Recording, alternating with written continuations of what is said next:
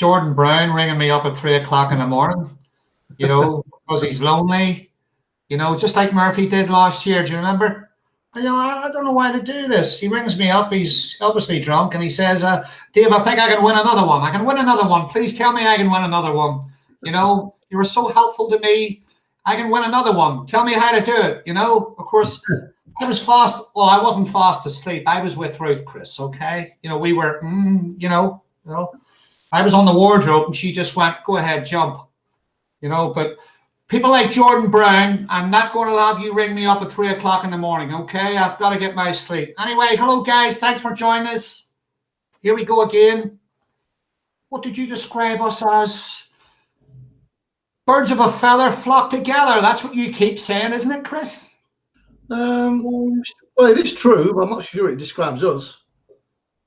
I've been flocking with you for nearly 2 years, and I'm getting a bit fed up, if you don't mind me saying. You're scraping the barrel, Dave, now. Exactly. Look, listen, I brought you on here because I'm going to give you all the help you need, okay? Thank you. All right. That's the reason why I brought you on here in the first place. You, Murphy, and all of the rest of them. You were nobody before you came on here. We come on here to learn. We come on here to learn from you, Dave. That's what we do. £50 million a year sports coach, guys. What have I got to show for it? A set of balls. Anyway, the thing is, Chris, we've been doing these streams for a while now. We've been talking to the players about this and that. We've had a few streams. We've covered many different things. But most importantly, we've been helpful. We've been helpful to the players. And by the way, congratulations to you, mate. You did really well. You've taken 2 top players to the very top. The World Snooker Final. I mean, we're going to talk about that in a little second. Yeah. I mean, I suppose it's a great achievement, or it feels really good getting 1 player to the final. But how many snooker coaches or managers or mentors are going to get 2 top world professional snooker players in a final on the center stage? So talk us through it. How does it feel? Amazing.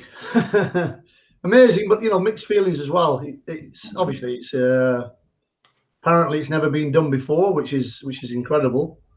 I think a lot of things have to line up for that to happen. I mean, there's lots of things and lots of potentials and lots of potential outcomes, but of course, I am fortunate to be working with 2 brilliant snooker players. Let's not forget that. And I always say, Dave, if I can make 1% difference in a match situation, then I feel like I'm doing my job. So in terms of the experience of it, it was mixed, because it's amazing to have 2 players in the final, obviously, but at the same time, one of them's going to lose, and you're going to be gutted for them. And I have to say, I was absolutely gutted for Shaub, especially with the way he conducted himself, with the way he performed, with the way he came back at Mark. With the way he interacted with the crowd and really got that atmosphere in the crucible, to the pitch that it was, and started to play some phenomenal snooker. It was such a pity that he had to lose that final. And then on the other side, I've been working with Mark now for 10 months, and it was fantastic to see him win his 4th world title. He's done it 3 times before, but he decided that he wanted some help. First of all, on table, to find out what was going wrong, because there was 1 or 2 things wrong on the table. And that then led to him being mentally not as strong as he was. So it was a double whammy for him. But yeah, an amazing experience. And yeah, what can I say? It's very special. And obviously working with the both of them, you're working with 2 people. You're dealing with 2 different personalities here, Chris. Exactly. So they've got 2. Are we talking about 2 different needs here in terms of, rewiring themselves and preparing themselves for each session? I mean, Murphy, for a lot of the period of the time before Selby broke away, Murphy was doing really well. He was scoring heavy. He was, and then towards the end there, it looked like a bit of a comeback. So just go through the motions a wee bit. What if you can share it with us? What sort of stuff were you bouncing off each other here? Well, behind the scenes, they're both on what's called the neural rewiring process, which is which is a way of influencing the subconscious, which is a way of affecting self-belief. Because ultimately, when you're trying to achieve something, you've got to create a level of belief that it's possible first. I think that's very, very important. And once you create that level of belief, then of course the confidence levels are affected. And confidence is having that certainty that I can do this. So that aspect is work that we do away from tournaments. When we get to tournaments, we start to identify what are the 2 or 3 keys, the things that you can control. There's something that you can do about, and that's an important point. There's a whole host of things you can't control. You can't control the crowd. You can't control the conditions. You can't control what people call luck. I prefer to call it probabilities playing out. You can't control the referee. You can't control the cameras. You can't control so many things. And you must not let all of those things come inside that bubble and affect your emotional state. That's very important. So we identify the 2 or 3 real important keys, and the different keys for different players. That's what you just mentioned there. You've got different kinds of personalities and characters. So there's things that they need to go into that arena. And I always say to them, right, after this session, can you come back in this changing room, look yourself in the mirror, and be able to say to yourself, I nailed those 2 or 3 things. I absolutely nailed them. You know, we're not concerned about scores and frame scores and match score. Results, you can't control them. So why get too busy with it? Right? And I want to play my best today. I want to perform. Forget that stuff. You can't control your performance. And some people argue with me on that. Yes, you can control your performance. Okay, well, why don't you perform brilliant every time then? You can't control your performance. And then if you go a step back from performance, it's how you're feeling and your emotional state that has the biggest impact on performance. And you can't necessarily control that either, because based on your current wiring, your subconscious deals with things in a certain way, and it causes you to feel in a certain way. So then you go one step backwards again, and it's thoughts. What are you thinking about? What are you focusing on? What are you concentrating on? What are the 2 or 3 little things that if you can keep nailing on a consistent basis that helps you to perform, that's your job. And that's one of the things in those changing rooms. I don't talk about Mark Selby to Shaub Murphy, and I don't talk to Shaub Murphy about Mark Selby. It's pointless. It's out of their control. They've got to do the things in a very, very good way to help them perform at their best. Then it's their job to get out there and do the business. And do the guys, I mean, if the guys if they, for example, if they're anticipating failure or they're concerned about something or they don't believe in themselves, you know, like if I were one of your players, I'm not going to mention Shaub and Selby, but you know, if I said to you, oh, Chris, I don't think I can do this. I don't think I can do that. I don't think I can go over the line, Chris. I don't think I've got another frame left in me. What do I do? What do I do? Okay, so what are you doing? What you're doing there, Dave, you're starting to focus on things you can't control. So it's a waste of time. And when you start thinking future, what we call future orientation, it creates fear. Because anything that you can't control, you're a little bit afraid of, because you can't do anything about it. What if I lose? What if I embarrass myself? What if I play like an idiot? What if I can't put a ball? All these things can potentially come in. I'll tell you what it is. What are the 2 or 3 things that you know, that we've proven, that if you nail, you're going to be fine? And it's reminding players that there are a few little things that they've got to be very, very disciplined with and implement, because then they can get the performance that they're looking for. So this is all very subjective thinking here. This is am I right in thinking that this has got to do with everything? I mean, you talk about the subconscious, you know, when you talk to me about the subconscious, and I'm still learning a lot of this stuff. You know, am I right in thinking this is sort of thinking about all the things that can go wrong, you know, anticipating not being able to achieve, you know, not believing in yourself, you know, becoming very anxious about stuff, and then that creates a lot of negativity, and then that then instills itself in you, and then you lose the ability to perform. Right. Well, what you've just mentioned in your first part there was you're consciously thinking about those things.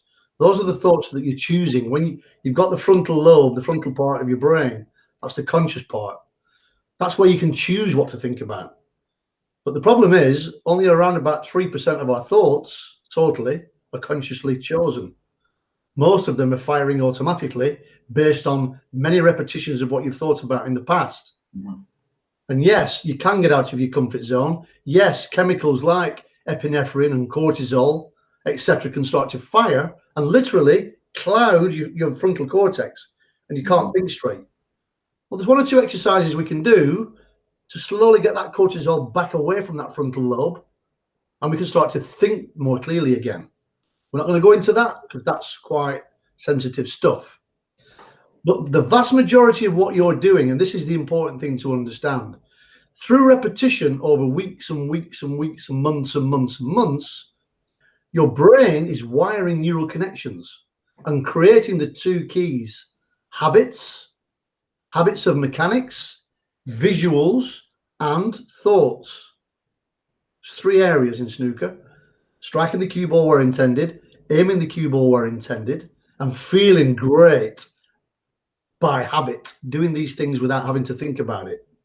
And the goal is to get into the right, what we call alpha brainwave state, or even theta, where your brain is nice and calm. And now the software that you've created, the habit, is allowed to run things for you without you having to think about it. So basically, you're trying to play snooker in a similar way to the way you drive a car. Uh-huh. And that's an interesting comparison, because once of a day, you couldn't drive a car because you didn't have the software, the habit in the brain to start with. And through repetition of gear, clutch, gas, brake, steering, mirrors. And by the way, women say that men can't multitask. Driving the car, let me tell you, is multitasking. There's lots going on, right? Listen, I totally agree with you. I'm not going to get into this, but all the women that I know get on my nerves, and I'm not going to go any further on that one, okay? And I get this all the time. Let's leave that one. So ultimately, what you're attempting to do is, with effective repetition, and this is the important thing, and that little box of two silly little plastic balls you've got there, they're very powerful, because what they are is effective habit formation. And here's the kicker: tight tolerance. Right. You're creating very, very good striking and aiming habits within a tight tolerance, Dave. So let's imagine that the 17-gram tolerance is like this, and the 142-gram standard weight ball tolerance is like this. Well, if you habitualize effective habits in here, even if you fall outside of them slightly, you're still within the tolerance required for striking and aiming with a 142-gram ball. It's very powerful. And yes, of course, I would say that, but I'm not going to launch a product into the market that's not going to be beneficial. I'm not that kind of person. I've done my research. This is neuroscience based. So it's fascinating that performance comes. You perform at your best when you're not consciously really thinking about it. You're just letting things flow. And in sports psychology, they talk about in the zone. When you're really doing something well, but you're not thinking about exactly how you're doing it. So it's important to create the right habits and then let those habits control things. And they talk in psychology about getting out of your own way. That's exactly what they mean. Let the habit do it. Don't think about how to do it. Just think about what you want to do on the table and let the habit control the performance. Easier said than done, but with repetition, you can actually get into the right state. Guys, just touching on the balls and getting into the zone. Okay, let's talk about these balls for a second. You have an opportunity to win a set of these balls this evening. If you can send a very interesting question to myself or Chris, we will pick out the winner by the end of the stream. Okay, so if you want to win a set of these balls, practice balls, then send in a really good question. All right. Now, look, listen, guys, these balls are available through Chris Henry Sports. You get in touch with Chris. Is it chrishenrysports.com? Yes. Chris, get in touch. There is video material. Actually, of the balls. Carry on. There's a special offer on this month. They're normally €84 plus shipping, but for the month of May and to celebrate our recent, let's call it a success, and I can tell you, the first section of the practice that Mike Selby's doing and Shaub Murphy's doing is those two balls, getting the mechanics effective, and the important thing is, and this is something that's never really been discussed in snooker about, creating effective visuals, so you're seeing what you think you're seeing and you're getting the aiming coordinated with the mechanics. That is so important. So many players are aiming to miss at the address position, and that's the important point. Once you get into the address position with your chin down on the cue, sometimes the visual cortex, which is what you see with, distorts slightly, and sometimes you can be aiming to miss like Mark Selby was, and then he'll blame his technique for the miss and starts to play around with something that actually doesn't need fixing. What if you miss as much as I do, Chris? Well, no, there's certain people we can help, Dave, and there's certain people we can't help, Sorry. Don't turn on me, okay? I just asked you a question. Well, guys, listen, great opportunity to win the balls, so send in a question. I don't know, actually, Chris, can you see any comments down on the screen? Yeah. Do you want me to have a quick look at one or two? Yep, I can't see any comments on my screen. Hosting. Michael Waring. Hi, Michael. Hope you're well. Michael, yes, Michael asked earlier, actually. He asked a question earlier regarding stress, turning professional and structures. Do you remember that question we got off air? Yeah, well, let's cover Michael's two questions, because one of the words that Michael's just written is myelin. Myelin. Myelin. Is that now his first wife? No, okay, carry on. What he's referring to is, and we won't go too deep on this, but when you create these habits in your brain, like a little piece of software, that information here has to get down into the physical body. And there are some nerve cells called axons. And these axons that carry the information down into your body to control the muscles, with repetition, there's something called myelin, and it starts to build up on the outside of the axons, which makes the flow of information from the brain to the muscle even more efficient. And the more you practice, the bigger the myelin buildup becomes, the more habitual and the more effortless it becomes. That's effective repetition practice. And I think the other one that Michael was talking about was changing the structure to turn professional. Because at the moment, like he said, it is quite stressful to go to Q school. All right, you've got 3 tournaments to be able to get to the semi-finals. But if you had a structure whereby it was carried over more months, where players would, let's say, over time prove themselves more and be more consistent, because that's a really important point, being consistent over time, then I think the cream would rise to the top more over distance with more events. But at the moment, of course, Q school is what it is. It's a level playing field. You've got to go there like everybody else and do the business. And it's not an easy thing to do.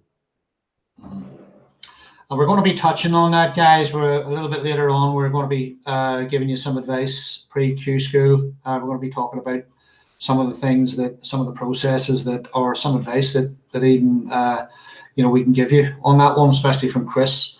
But we're here today to talk about the processes and what it takes to get players to the top. And Chris, you'll know all about that because you've spoken to many different professionals about the different ways that they can improve. And I think we can both agree that you have a process that you use with players, but the players are all very, very different. They're all very different individuals. Sure. And for that reason, you would work individually with them.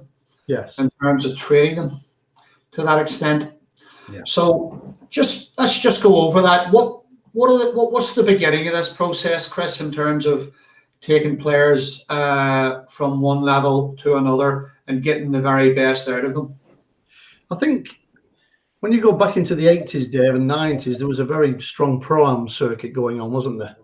And I really believe in serving your apprentice, going through the right processes of learning, first of all, how to play the game, and then learning how to win.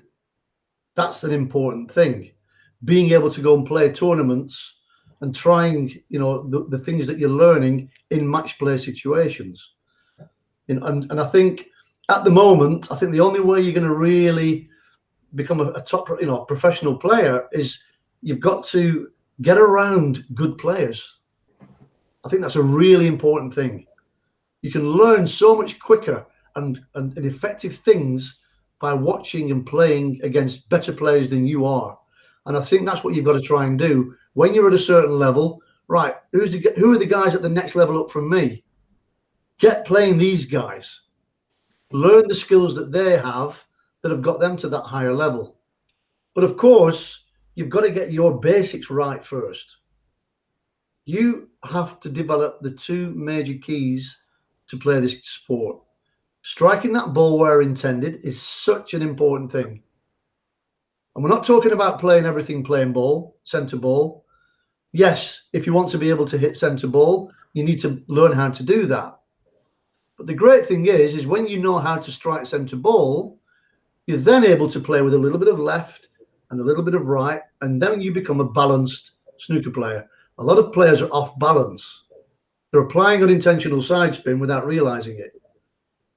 Lots of players are applying unintentional side spin without realizing it. And then what happens is they habitually learn to aim incorrectly, to take into consideration cue ball deflection or pull to correct that aiming to make the pot.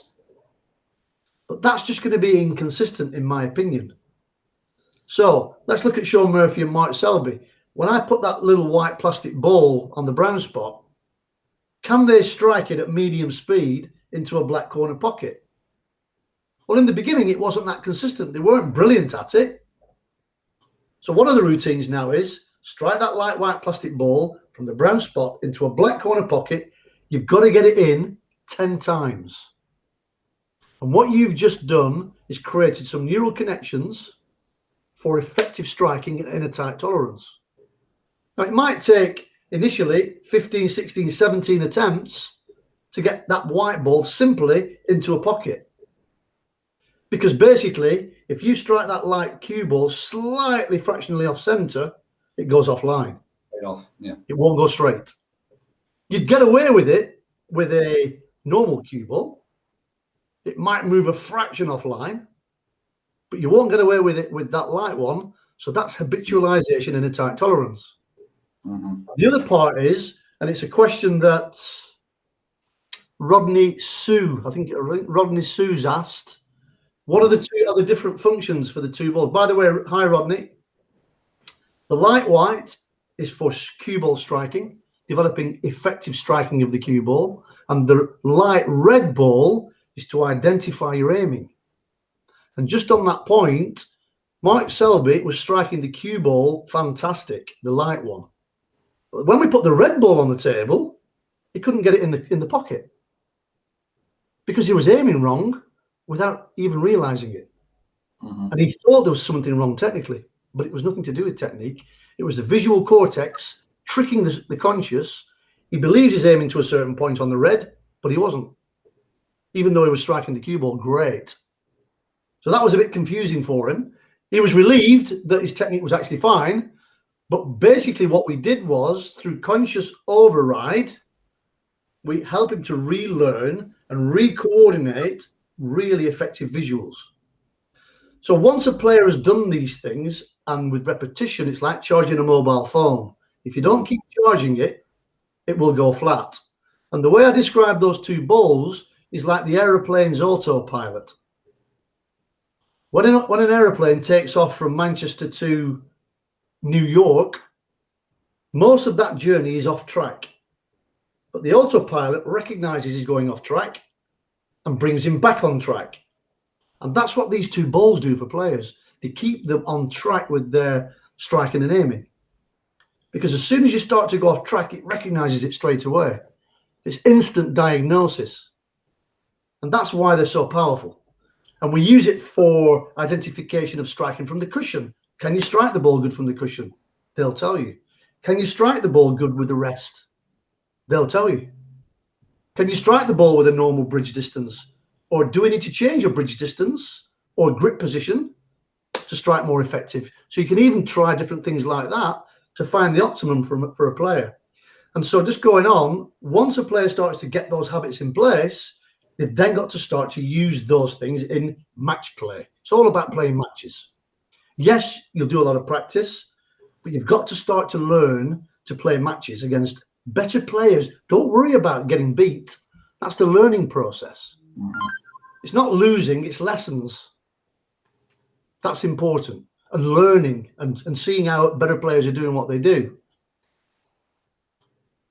And this obviously leads to repetition, consistency, and so forth as they play their games. As you freeze on the screen on me. Were you there?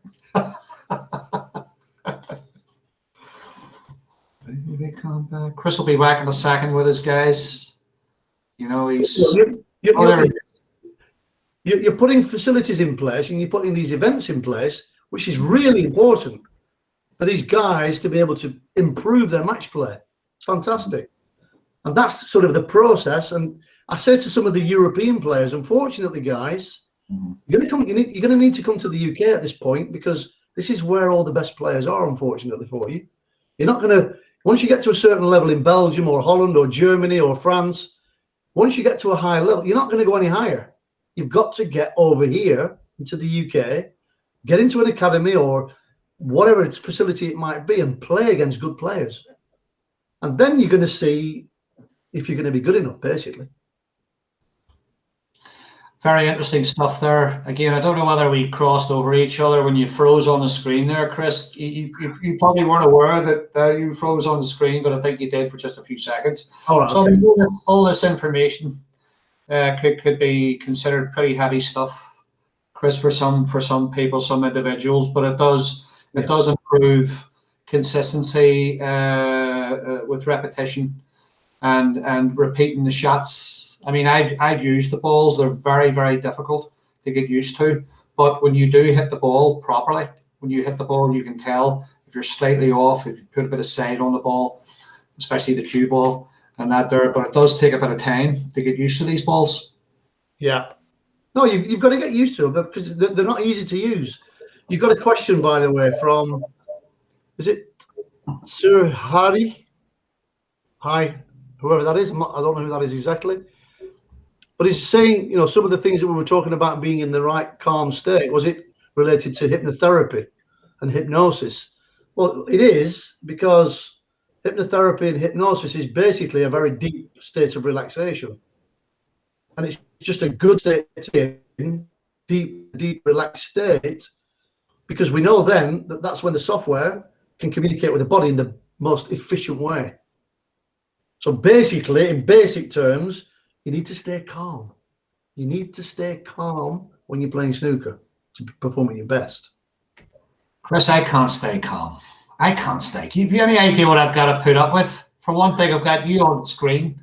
I'm running tournaments. I've got to put up with all. How can I stay calm? What do you expect me to do? You're talking about being conscious all the time. You know, but look, listen, I understand what you're saying about everything there. You answered that guy's question, didn't you? That first one there. Yeah. Have you seen the question from Andrew Gamer? Can you see that? I can't actually see them on the screen. Could there be? I'm just having a little look at that one. Could there ever come a day when a 10-minute programming could be done at home to get your cue action straight? Right. Very good question. Now, this is very interesting. Everybody gets caught up on cueing straight. Okay? Who would you say at the moment is the current best snooker player in the world? Apart from Mark Selby, Shaub, etc., you'd probably say that Judd Trump at this moment is the most successful snooker player. Would you agree with that? Okay. He does not cue straight. Doesn't cue in a straight line at all. He starts way over to one side. He sways. Yeah, you can see the cue action. Right. Yeah. Cues across to try and hit where intended. But that's the key, right? You don't necessarily have to cue straight to hit the ball where intended. Ronnie O'Sullivan doesn't cue perfectly straight. John Higgins doesn't cue perfectly straight. But they're able to strike the cue ball where intended. And the interesting thing is, the cue ball leaves the tip. When the tip comes in, after only 3 or 4 millimeters, the white leaves the tip. It's very quick. So everybody gets caught up about a nice long straight follow through right to the chest, and even some players drop their elbow down to try and get this beautiful follow through in a straight line. It's not necessary. That's never going to be the same anyway, is it not, Chris? I mean, it's never going to be perfect, is it? It's just like hitting center of the cue ball or where you intend to hit the cue ball. It's never going to be the same, is it? No. And so most of the top players don't cue straight. But yes, they can strike the cue ball where intended. That's the skill you need to learn. Don't worry too much about cueing straight. Worry more about striking where intended with your existing mechanics. And there are 1 or 2 things you can do when you play around with the technique mechanics: bridge distance length and bridge distance to grip length. They're the 2 majors that if you play around with them a little bit, you can find your optimum. And with your existing mechanics, you can learn to strike where intended. And through repetition, you habitualize that, and it becomes very effective. So don't worry too much about cueing straight. Yes, there are some players that cue very straight. Neil Robertson is one of them. Okay? But if he's not in the right emotional state, it doesn't mean to say he's going to perform at his best. It's not the be-all and end-all. Snooker, for me, once you've got the basics, once you've got the competence, it's virtually all mental. It's all in here. It's all being in the right state, emotional state, with a strong self-belief. That's the guy that's going to perform best in a match. And he might have, textbook-wise, the worst technique. And you can't really say Judd Trump has a textbook technique. He doesn't have a textbook technique. It's one of the least textbook techniques you've probably ever seen. But through massive hard work, and he works really hard, and he deserves his success. He's a brilliant player. He's able to do what he does. Ronnie O'Sullivan's another. John Higgins is another. And incredibly successful. Yes, very, very different styles in all of them. They all seem to, I mean, if there's tiny little errors there, Chris, in all of their cue actions, they tend to fix them. They fix them subconsciously. They fix them as they go along, and they compensate for errors also, do they not? When they're playing, otherwise they wouldn't be where they are. Exactly. No, that's exactly right. What they've managed to do over time is coordinate the mechanics with their vision. And what you have to appreciate is that you're not seeing with your eyes. And that might sound ridiculous to some people, but basically what your eyes are doing is sending some information to the back of your brain through a network of cells. And what's called the occipital lobe, and there's 2 parts to that occipital lobe. On both hemispheres, you've got part of that lobe going on. That's where you actually see the image. Now, the neuroscientists are now proving that you can literally aim to miss and be consciously unaware of it. So you've got to habitualize effective aiming with effective technique mechanics. And if you don't habitualize those 2 things, there's always trouble. And this is the other interesting bit. The subconscious seems to be aware that the aiming's wrong. The conscious isn't aware. And that's when a player can feel a little twitch on the way through, because the subconscious is trying to correct the aiming with the mechanics on the final delivery.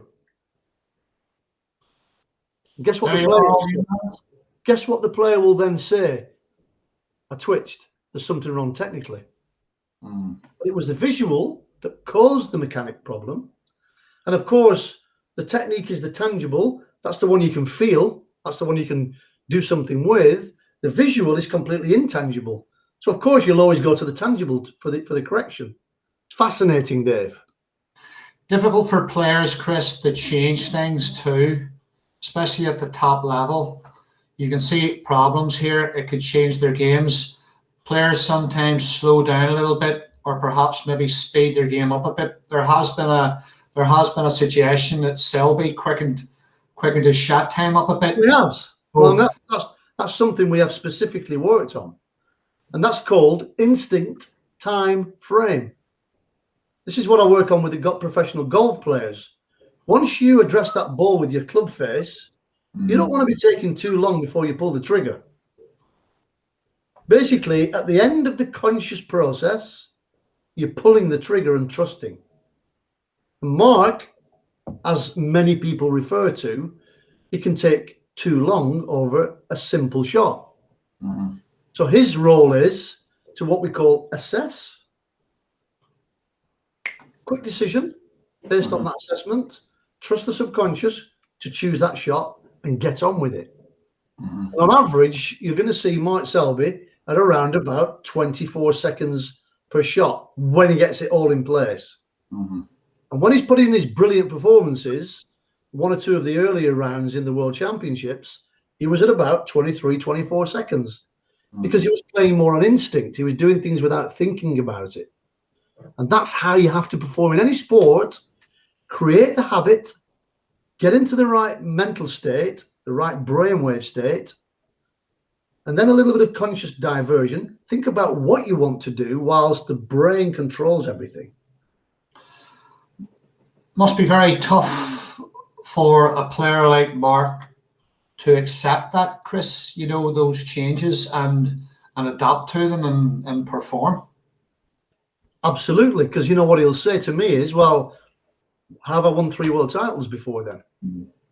So then I'll say, okay, well, let's have a look at the videos. And would you believe it? When he's been performing at his best, he's not been hanging around. He's been getting on with it. He's actually been doing it without realizing. So do you think there's players perhaps out there at a reasonable standard, Chris, that can spend too much time over a shot? Is that something they need to look at? Yes. I'll let you into a little secret then, something that we talk about. You pot a red ball, and let's see if you can get this. You pot a red ball, and now I throw a little mouse on the table. And in a fraction of a second, that mouse disappears down one of the pockets. You've got to be able to tell me every single time which pocket that mouse disappeared down. Which basically means you're not going to take your eyes off that table. And here's the reason why. In your subconscious, you've got thousands and thousands of memory files. And what your brain is doing is comparing this current situation on the table very, very quickly, because subconscious thoughts travel at 100,000 miles an hour, 160,000 kilometers an hour. It's very quick. It's working very quick. And it's comparing previous memory files. Okay. So you're walking around the table and you know the red passes the pink, and you know the pink passes the red into the middle because you're looking at these situations and you're getting all this information. So the decision-making process is so much quicker because the brain already knows where everything is. And as you walk around to the cue ball with your eyes on that table, your subconscious will say, that's the shot. You need to trust it and go. Don't start looking for other options. The subconscious is very powerful. But what players will do is they'll get the instinct of this is the shot, but then they're looking where the orange is, then where's the purple, right? And looking for other options. And yeah, there's 1,000 ways to clear that table, but for a reason, your brain came up with that route. Trust it and go and get on with it. Not rushing, but not taking too long. That's really important. Guys, we will get round to answering. I'm going to flick through some of your questions as we sort of head towards the end. Anything you picked up on in the questions there, Chris? Anything? Yeah, we've got Matt Andrews mentoring. Hi, Matt. Great to see you on here. He's talking about many ways you're working with them at the time with that as a parent, gentle encouragement, praise of what they do well. It's absolutely. When they do. You know, one of the main reasons why people quit their job is because when they do something wrong, they hear people telling them it's wrong, and when they do something well, they don't hear a word. And of course, when somebody does something well, compound it. Tell them that it's brilliant, well done. Let's have more of that, especially with young kids, young people. That's the encouragement they need. And guess what? When you encourage somebody and give them some positive feedback, there's more probability they're going to want to repeat that action. Because ultimately, we're after this kind of praise. We want the attention. That's what we're looking for as human beings. So Matt's come up with a good one there. Give that praise, give that encouragement. You know, just touching on juniors, very important. I had every intention to talk about junior coaching and snooker here, Chris. How does this reflect on the junior game in terms of coaching and what we've been talking about? The junior game, in terms of what exactly, Dave? What did you mean exactly there? No, in terms of coaching juniors, we've covered a lot of stuff, a lot of difficult stuff from the senior game and at a high level. But in terms of coaching juniors, do we need to use the same processes that we've talked about? Well, I think it's a wonderful opportunity because kids don't have any kind of habits formed at that age, especially beginners, and whatever that age might be.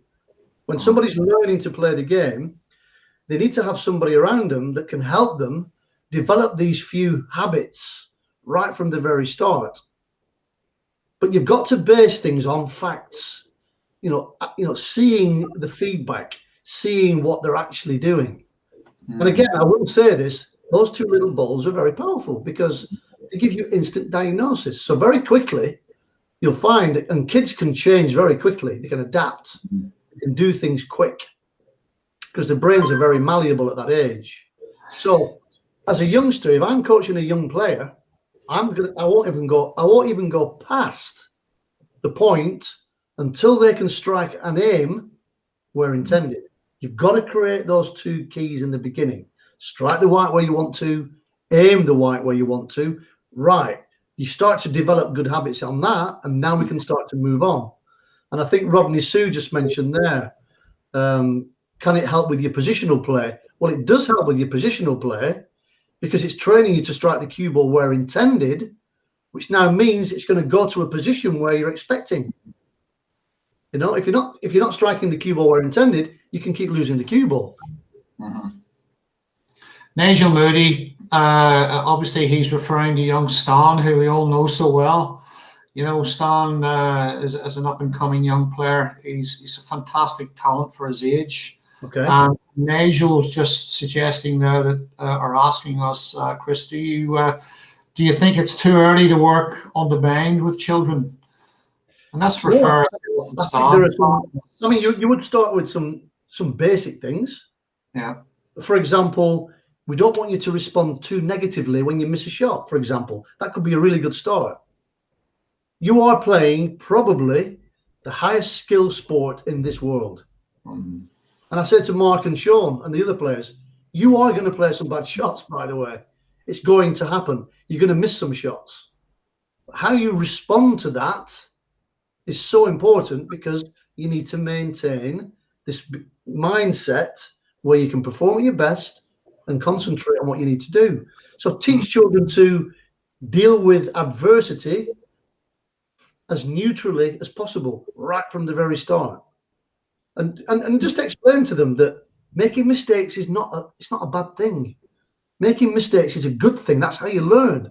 Yeah. And unfortunately, when we go to school, it's generally taught to us that making mistakes is not a good thing. But it's fine. There's nothing wrong with making mistakes, but learn from them and don't respond too negatively when it happens.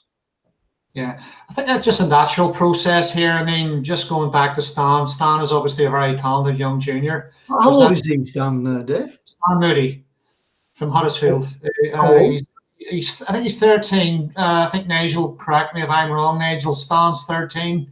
Stan's hitting regular 100 breaks on his table. He's hit numerous 140 breaks. He's playing a my junior event coming up soon in Harlow. He's a massive talent. And I think that, you know, because of his age, I think that a lot of this stuff, you know, would be okay, but some of it might be a little bit too heavy. But absolutely, I think there's a natural process here where that you give him enough, you know, and then if he goes, whoa, you know, or if he's scratching his head, then you've got to appreciate who's in front of you, and you've got to coach in a way that's at their level and taking them to the next level in a language that they can understand, of course. I mean, we're talking about some pretty advanced things here.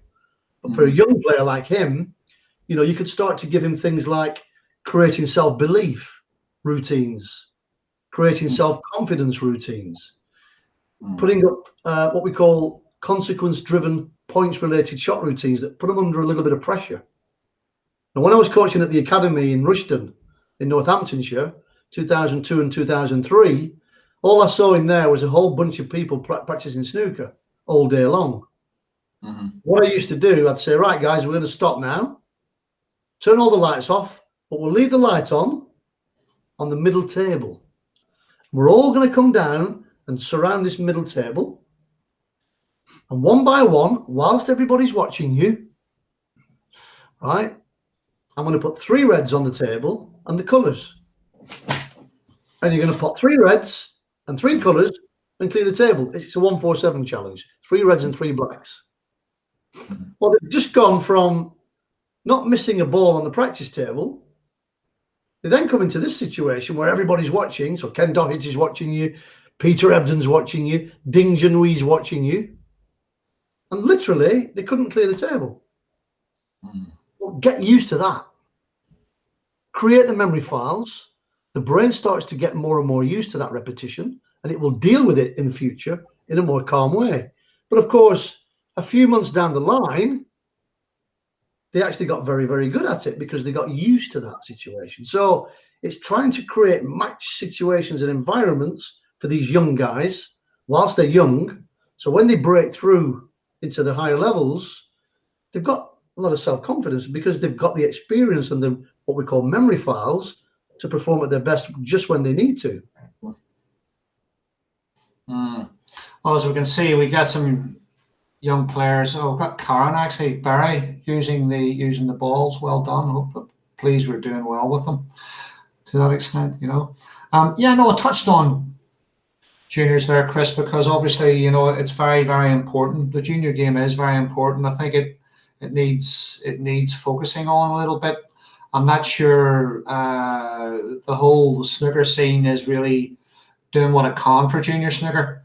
I think we go on about guys our age, you know, obviously I'm a lot younger than yourself, but I mean, guys our age, you know, sort of talk about the old snooker halls back in the old days, that they're gone. You know, we've all got the fancy mobile phones now, the video games, the distractions. Yeah. And then every so often we get a young talent coming through who is showing a lot of ability, who looks like he's going to get there, and we have to try and help them get where they want to go. So it's very, very important for them to get the right coaching, you know. And I've just set up a fantastic thing with the Stratford Sports Club in Stratford upon Avon. We're going to be holding a lot of pro-ams there, and there's going to be a new junior program there for juniors to get involved with Andy Norman for professional. Fantastic, yeah. There's a lot of things we can do, but it's very, very important to get that right and to get it done correctly and that they're coached correctly. And it really is. It's so important. It's massively important because you can save so much time if you get players off on the right foot early on. I think there's a gentleman called Lewis Parnham. Hi, Lewis. To come up with a question. Would practicing with the balls repetitively make your technique change over time subconsciously to hit the correct spot, or would you have to change aspects of your technique to adjust to the balls? I think that if a player is pretty, you know, way off, you know, not able to strike the cue ball where intended, we do a few little tests. We'd say, right, let's try a different bridge distance. Does it make a difference? Immediate feedback. Let's try a little different grip position. Let's test it out. And because of the instant diagnosis, the instant feedback, you can very quickly start to find a few of the things that work best. And then I would agree, I would say, Lewis, with repetition over time, then, yes, subconsciously you're going to fine tune, and it would improve because you're getting this feedback all the time and you're making these micro adjustments to make it even more effective. So that is an interesting process. Another one here from Oh, we answered Lewis Palmer's question, didn't we? We just answered that one, I think, didn't we? We answered that Yeah. one. What about Kevin Palmer? Let's have a look at that one. Did we deal with that one, Chris? Which one's that one here? Kevin Palmer, hi. Are there any techniques for improving focus and concentration? Yes, there are. So this is step number 2 in my neural rewiring process. This is one of the methods that we use. And concentration basically means only thinking about what you're doing this second. And that makes a lot of sense, because in life, all you have is now, nothing else, just this moment. And your thoughts need to be here. There's a nice, interesting word in English, nowhere. Nowhere. Your thinking is nowhere. But if you put a little line after N-O-W, you've got now here. And there's a big difference between being nowhere and now here. Concentration means being here. So what we do is we have a routine to help the brain concentrate. For example, you can try this sometime. This is a 10-minute routine. And it's a 10-minute routine because the average total clearance is about 10 minutes. And you literally close your eyes and you count like a clock to 600 seconds. So literally 1, 2, 3, 4, 5, 6. Now, the average human being loses focus 5 times every minute. The odds are that by the time you get to 45, 46, 47, you'll wander off down to Asda in your mind, and you'll be shopping somewhere doing something ridiculous. Okay? So what you have to do then is identify, oh, I lost focus. I was actually on 46. If you can remember that you were on 46, you can now continue 47, 48, 49. And if you lose focus again, and you can still remember what number you were on, now you can continue. If you completely lose it and you can't remember what number you were on, you've got 3 attempts to get to 600. Most of you will struggle to get to 600. But the great thing is, if you practice it, you'll start actually getting very good at it. And that is a way to train your brain to focus and concentrate. And snooker is a game of concentration, big time.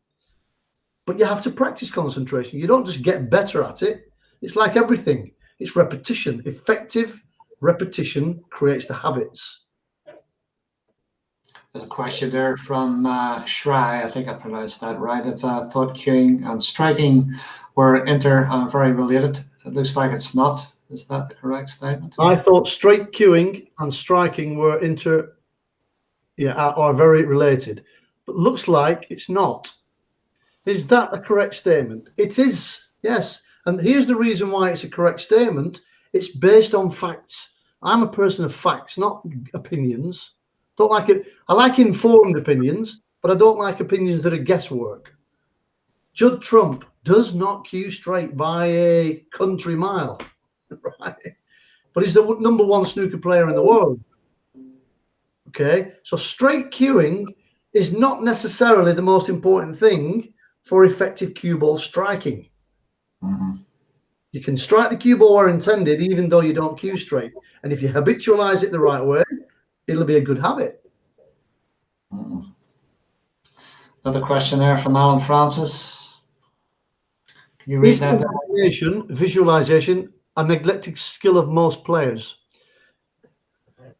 It depends when you're going to visualize. Visual lies.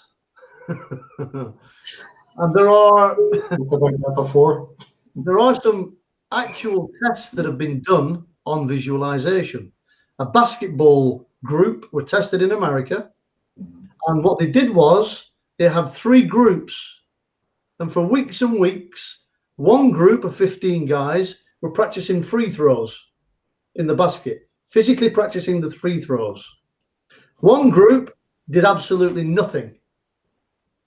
And the third group only visualized as clearly as they possibly could, bouncing the ball, getting the ball up there, throwing it into that basket, and seeing the ball enter the basket. And after a few months, they did some tests. One group improved by 14%. people that were actually physically throwing. The second group didn't improve at all, the guys that did nothing.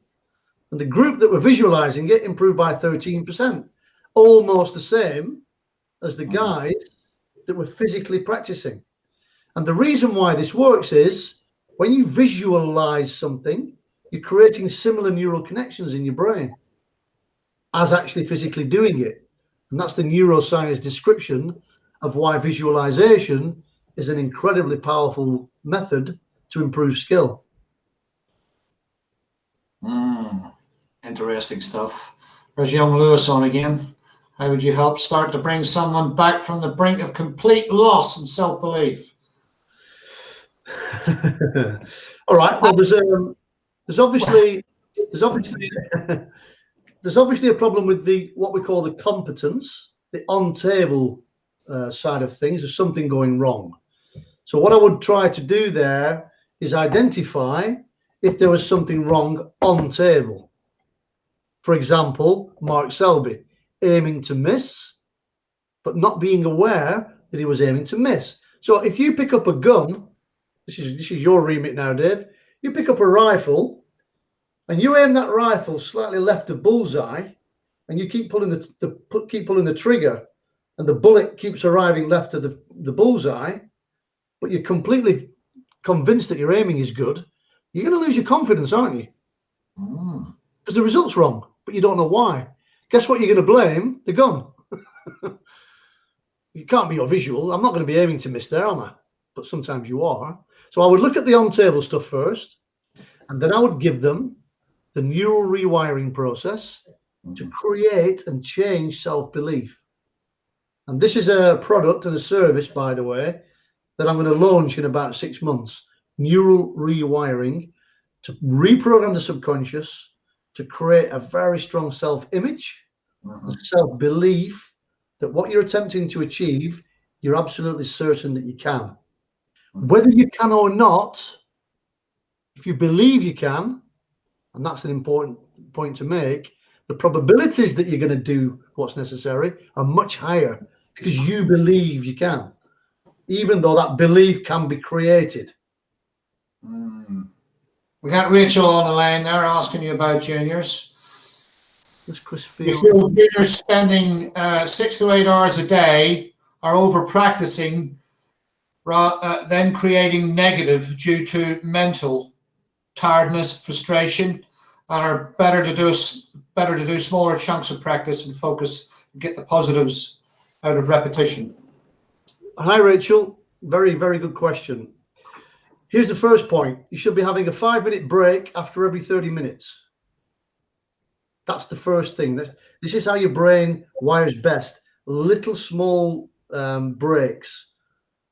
30 minutes, 5 minutes off. 30 minutes, 5 minutes off. And when you're talking about 6 to 8 hours, that's a long time for young people. What I would look to do is have 2 or 3 hour sessions, let them do 2 or 3 hour sessions, but pack in the quality. Make it quality time. Make the repetition quality time so that we're creating the right habits and the right visuals, and they'll enjoy it more. Because if it's too much, listen, if they're having fun and they're really enjoying themselves, okay. But if they're made to do something that they don't really want to do, that's never a good thing to do. You know, Chris, the players actually really work on their weaknesses. Do they actually do enough? Amateurs, for example, or potentially tour players, do they actually think enough, do you think, about their weaknesses and how hard they work? It's a good point, Dave. And I think the first point of that one is they've got to first establish what their weaknesses are. A lot of players have weaknesses that they're not aware of. So you've got to establish your weaknesses. Tiger Woods, for example, he used to be quite poor in the bunker. So he basically lived in a bunker for 6 months. Probably the best for him, Chris. Pardon? But no, I don't. It's only because he thought it was the beach. Easy Tiger. Right. So with repetition of playing shots out of the bunker, what we call sensory acuity he fine-tuned his skills and his touch and feel in the sand. But it was massive repetition of doing that stuff. But he identified through the stats that his bunker play wasn't very good, and he started to work on it and became a good bunker player. So, yeah, the players that we work with, Dave, I have 28 specific shot routines covering long pots, break building, playing with the rest, playing from the cushion, playing safe, all these kinds of things, and we quickly identify where their weaknesses are based on stats and facts. And then we start to hone in. Obviously, we keep the good stuff going as well, but we hone in a little bit more on the weaknesses and get them improved. All of the guys are going to want to know what these 28 shots are, Chris. Have you got them on your website or your video stream?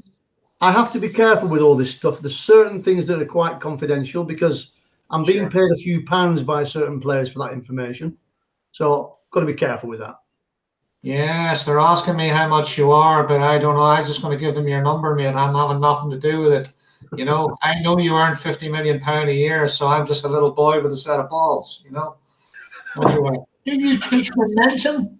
That's part of everything you do. Well, sorry, I was busy laughing at you then, Dave. What did you say? Do you teach momentum? Of course you do. Do I teach momentum? Momentum is a result of doing things in a very good way, isn't it?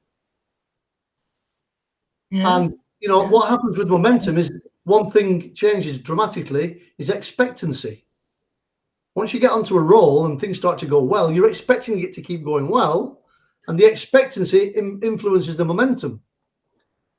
Momentum is a result of doing things in a very effective way on a consistent basis. Barry Smith is asking, will the neutral retraining program be available to coaches? The neural rewiring, yeah. Well, I'm doing a lot of work with. Is Barry? Barry, I don't know if you can message me. Hi, Barry. Are you a World Snooker coach, WPBSA coach? Tell us who you are, Barry. Maybe he can message us and let us know if he is or not. Because I'm actually speaking to Chris Lovell at the moment and WPBSA, because I think, and they run some excellent courses, but I just think there's more they can bring to it. There's more to add. And I think, yeah, he's just saying yes, he is. Great. Mm-hmm. I think there's more that can be added to these syllabus. There's more can be added to level 1, 2, 3, and certainly on the mental side, coaches need to get this information and learn, because once a player has the competence to be able to do what they need to be able to do, it becomes virtually 100% mental. You look at the World Championships and everybody's talking about Neil Robertson is in great form, and you can see his emotional state changed and his performance changed. So how important is the mental side of snooker? I would say it's huge. Certainly the higher level you go, because if you think about it, all these professionals, Dave, they can all make century breaks, can't they?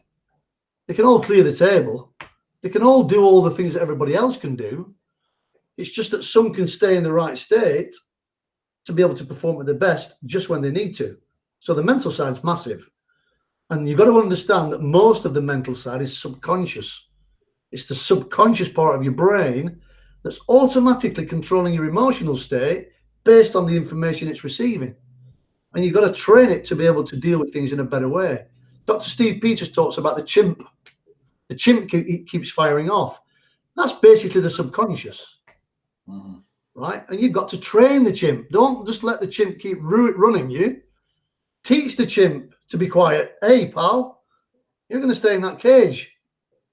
Train the chimp. That sounds a bit like talking to the wife. By the way, speak for yourself. Listen, your wife knows what you like, pal, okay? So forget about it.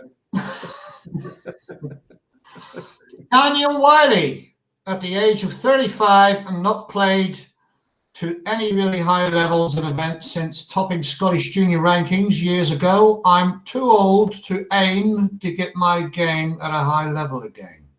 What's he got to do, Chris? Right, so basically what he said was he's too old. Well, unfortunately, Daniel, neuroscience does not agree with you. There is something in neuroscience that's called brain plasticity. That means at any age, you've got the ability to change your brain. So if you want to start performing at your best and maybe even better, you've basically got to start creating those habits again in a very effective way. And if you start to repeat the right things over time, there's absolutely no reason why in your 30s you can't get to a very, very high level. And just on that one, Dave, I'm absolutely convinced there's going to be a number of world ranking tournaments won in the next 10 years by a number of players in their 50s. And that might be a big statement to make, right? But I can tell you, I once met Tom Watson. I had a good half day with Tom Watson, and he was in a playoff in the Open Championship with all the best golf players in the world. He was in the playoff after 4 days at 59 years of age. And golf is a far more physical sport than snooker is. So it's about effective repetition, creating the right habits. And it doesn't matter what age you are, you can create the right habits. Right, we're sort of running a little bit over time. I was going to try and keep this down to be an hour, but as usual, I just can't shut you up. So what we're going to do, we're going to touch on the guys going to Q school, okay? Chris, we've got a lot of your lads going to Q school who want to get on the tour, all right? And I'm sure that, you know, if they're not watching this now and they watch us on YouTube, guys, when I upload it tomorrow on YouTube, on the Pro Am Snooker TV YouTube channel, you can watch this again over and over and over again. It's going to take you that anyway to digest some of the stuff. But Chris, a lot of these lads are going to Q school, right? They're going to have all these things we've talked about. They're going to have thought process, getting to the venue, preparing themselves, going through all this mental stress, going through all this subconscious and all this subjectiveness. And let's talk about them. What kind of advice are we going to give to them? What would you tell them? What would you tell them? Right. Here's the deal. You're going to go to the Q school, and the first point of this is, what conditions are they going to be performing on? Probably pretty new cloths, right? And probably pretty new balls. Now, the reason why this is important is there's no point you guys practicing for the next couple of weeks, or how far away are we now, Dave? Are we 2 weeks away? 27th of May, 2 weeks. Right. Let's say we're 2 weeks away.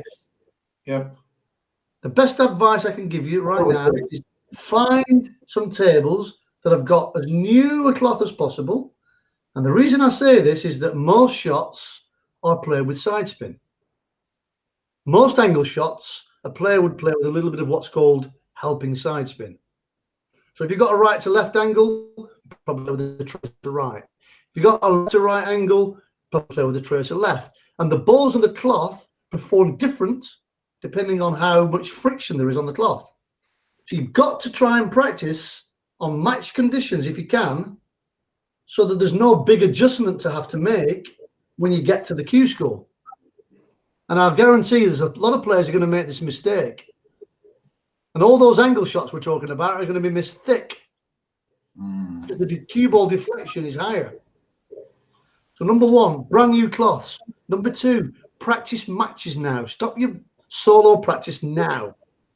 And now it's about playing great players in match play. Even if you're playing for £1, play for £1, play for something. You know, play for peanuts, but play for £1. It's in here then.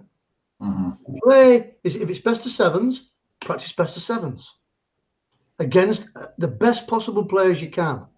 Doesn't matter what the results are, but you're just practicing match play on the conditions as close as possible to what you're going to be experiencing at Q school. When you get to Q school, your number one goal is stay calm. That's your focus, because if you can stay calm, the habits will run your performance. If you don't stay calm and you get frustrated and angry about things, you go into what's called beta, and now the conscious has to start to think about what it's doing, and performance generally always dips when you get conscious about what you're doing. So the next 2 weeks are really important for you. Effective practice against good players on match conditions, and then you get to Q school and you feel comfortable. The other thing I would say is use some visualization now. See yourself at Q school in 2 weeks. In a match, it's 3-3. And if you're going to do some solo practice, what we call role play, we do role play. This is Henry. He's playing against John Smith. It's 3-3. We're 59 behind. There's 5 reds on the table. Can he clear the table right now on this one attempt? You've got one attempt. Dish now. Run those kinds of routines. Put yourself in the situations you're going to be playing yourself in. So you're creating the memory files of these situations happening, which means you're going to deal with them better when they happen. That kind of stuff. Visualization. Role play. Run the routines like it's going to be real in 2 weeks' time. Prepare your brain for these things. I think some of the players, I'm not sure what the setup here is with the cloth, Chris. I don't think it really matters if they're all playing on the same cloth, but I mean, obviously, some of the players will be playing on different types of cloth. That's not that important, but as new a cloth as possible, where it's slippy. You know, when you play a screw shot on a black and it screws back 6 inches further than you're expecting because the spin stays on longer. Get used to that. It's the newness, and the balls are very important.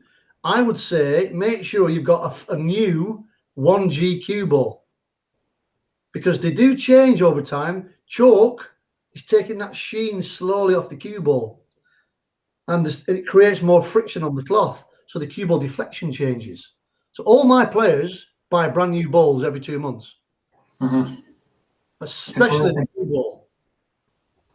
Just a question there from, I'm not sure, is it Marcia? Very interesting point, actually, something I was going to touch on. He's asking how playing in a club could improve your snooker, or can you just improve in snooker? Is it better to play in snooker academies or with a top-level snooker coach? What's the differences? I mean, I address this sort of thing, actually, Chris. Should players get away from playing at home on their own tables and go to an open environment where there's distractions? Is that better, or is it better to get coaching at home or outside? What are your views on this? Well, there's different things and different distractions. What I would say is the conditions of the tables are so important. If it's in a club, it's a decent club, and you've got nice tables to practice on, and you've got some good people to practice against, there's nothing wrong with that. But basically what academies are doing is creating that kind of an environment. They're keeping the conditions good. There's other players to practice against. Whether you do that in an academy or a club doesn't really matter. So it's for me, it's practicing on the right conditions and doing the right things. If you're playing on your own, like you were saying earlier, identify what your weaknesses are and practice those weaknesses. And yes, I would say get the plastic balls out and spend the first half an hour, 45 minutes making sure that the striking and the aiming are very, very, very good and coordinated. And just on that point of aiming, I'll just very quickly tell you, Dave, I'll give you an example. Mark Selby, we put a normal cue ball up on the brown spot and a long straight red to a left corner pocket for the black. And he was missing to the left jaw. Okay, so we put the spotted white ball on the table with the red spots. He played the same shot. He missed to the left jaw again, and the white didn't turn at all. Didn't move. No, didn't straight. Yep. So what did we do? Conscious override to re-coordinate. I'll say that again. Conscious override to re-coordinate mechanics and vision. Mark, I'd like you now to miss, because you're missing to the left of the pocket, I want you to consciously miss slightly right jaw. Okay? He said, right, I'll try right jaw. Bang, middle of the pocket. He said, that's crazy. How can I be aiming there? Right? 2 weeks later, after doing this, he calls me and he says, I'm missing right jaw now. Now he's coordinated through repetition. I said, right, well, aim in the middle of the pocket then. So he did, and it now goes in the middle of the pocket. Simple process, but you've got to identify what the problem is, why, Conscious overacting, and now most of his shots, there's one or two where he's got to slightly, he knows what they are, but the vast majority of his shots now look correct because he's gone through that process of unconscious incompetent right through to consciously incompetent. Oh, sorry, to being competent without having to think about it. Consciously incompetent. So, guys, just before we wind this down, I'm sure some of you are probably going to watch Jimmy White and David Lilly in the final of the seniors, World Seniors at the Crucible. I'm sure it'll be a very exciting match. Chris, what have you got lined up just after the summer? Any plans in terms of developing what you're doing? Yeah, there's a few things. By the way, let me just correct myself. I was talking about being consciously incompetent. To consciously, you go through a little phase where you start to do things well. So it's called unconscious competence. So you're creating a habit and doing it without thinking about it the right way. Let's just clear that one out. I don't think you're incompetent. I just think you're silly. But that's okay. Lots of things going on. Obviously, after the success that we've recently had, it sparks a lot of interest from around the world. So I'm getting lots of offers to do different work with different associations and players. I am putting together a coaching course for coaches to learn this stuff. And at some point, that might go in coordination and alongside with what WPBSA are doing as well. So towards the end of this year, I'm going to be doing the first ever coaching course in North America, in New York. That's going to be happening. I'm going to be doing some work with some golf players as well the next few months. Quite a number of people are coming to Bruges in Belgium, where I'm based, to have some personal coaching. So there's lots of stuff, and I'm writing a book, not a snooker coaching book, but a book about the mental side. And that book will hopefully be released, well, sometime later this year, about some of the things that we're talking about, neural rewiring and getting this kind of stuff going. So quite a number of different things going on. I think we'll look forward to the book, Chris, and we'll talk. Is this a completed work, or are you just finishing it off? It's nearly. I'm actually doing it in partnership with my nephew, and he's writing sections on addiction because he's been through some serious stuff. He's coming from a point of experience. We're going to be talking about addictions and how that affects performance, for example. We're going to be talking about the subconscious side of performance. We're going to talk a little bit about personal development kinds of things as well. It's going to be a nice, interesting book. We're probably 2 months away from being complete. And then we're going to be looking for a publisher to be able to produce that for us, to publish it for us. And then next year, I'm going to probably do a snooker coaching book as well.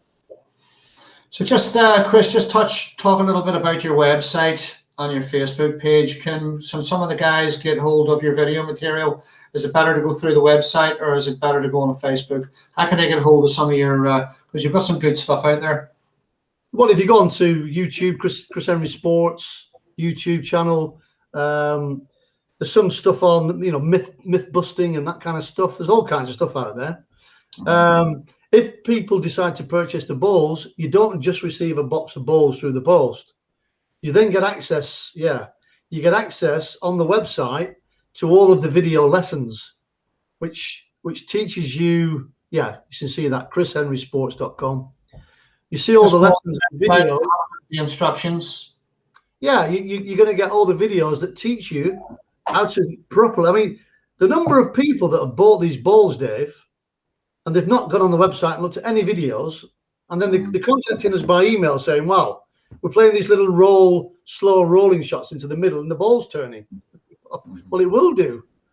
First of all, they're slightly weighted, and also the nap has a big effect on a light ball. It's not for slow speed, it's for medium speeds, minimum. And then so you can't practice with these balls slowly. You're not going to get that effect. You've got to hit the balls at a certain speed. So if anybody does purchase the balls, please, you'll get an email. You can create your password. You log in, watch the videos, and get all the information. There's loads of things about normal striking, playing from the cushion, rest, all kinds of stuff. Right, now we got to pick a winner for the balls. We've got to pick You a got winner anybody in for mind? indeed. Are you going to do that, Dave? We're going to do it now, or should we do it later? Should we get in touch? Well, we're not going to get hold of some of these guys now, but There's nothing like the present. Do it now. that's okay. Let's have a little look through here. There was a couple of good questions earlier. Can you remember some of them? Can you actually see through? Can you see my scroll, Chris? Yeah, I'm looking down the side. Yeah, I'll have a look at the questions here. And I think that